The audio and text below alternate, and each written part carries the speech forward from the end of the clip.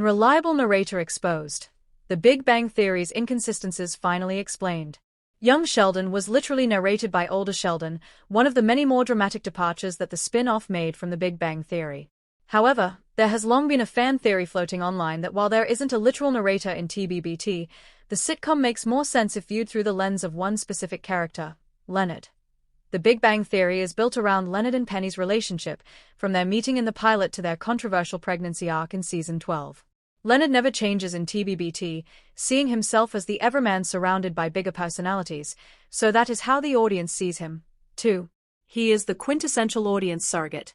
On closer rewatch, many storylines make far more sense if the series is Leonard's biased retelling. The Season 2 arc with Drive Stephanie Barnett is the clearest example. Leonard is framed as the lovable underdog, but his actions edge closer to manipulative and even villainous. That mismatch is exactly why he feels like TBBT's hidden narrator.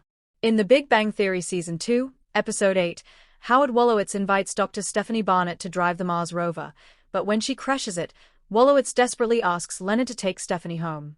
We don't see how Leonard wins her over, but they are already making out after one short car ride.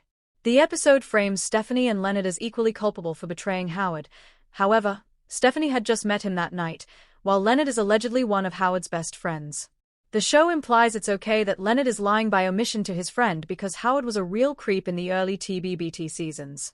Leonard is doing a bad thing, but he isn't the bad guy. This only makes sense if this story is being framed from Leonard's perspective. Stephanie turns out to be a perfect girlfriend, not only Sheldon approved, but able to best Sheldon. In TBBT Season 2, Episode 10, Sheldon abuses Stephanie's medical knowledge until she literally shuts him up with a fake larynx inflammation or a Sheldonectomy.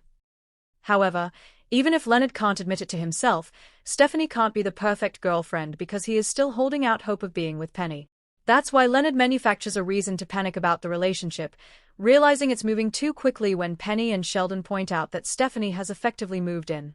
Leonard was willing to risk his friendship with Howard over Stephanie, only to unceremoniously break up with her off-screen after Season 2, Episode 10. Even the fact that the breakup goes unexplained, as it doesn't play into Leonard's larger narrative about his love story with Penny, reinforces the sense that this story is being told from Leonard's POV. If you view The Big Bang Theory through Leonard's perspective, the series' exaggerated quirks suddenly make more sense. Sheldon's impossible behavior feels less like realism and more like how an exhausted roommate perceives him, amplified and relentless. Howard's crudeness also makes more sense when seen as Leonard's sexual rival, who conveniently mellows once both men settle into long-term relationships. Even Penny and Bernadette's sudden switches about pregnancy feel softer when filtered through Leonard's perspective. He doesn't understand women, which is why they always felt underwritten or archetypal on the show.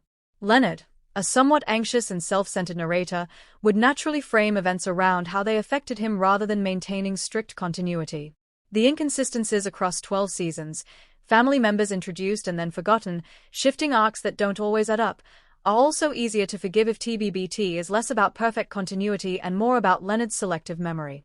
It's a more enjoyable rewatch if The Big Bang Theory is viewed through the filter of Leonard's biased, often unreliable version of events.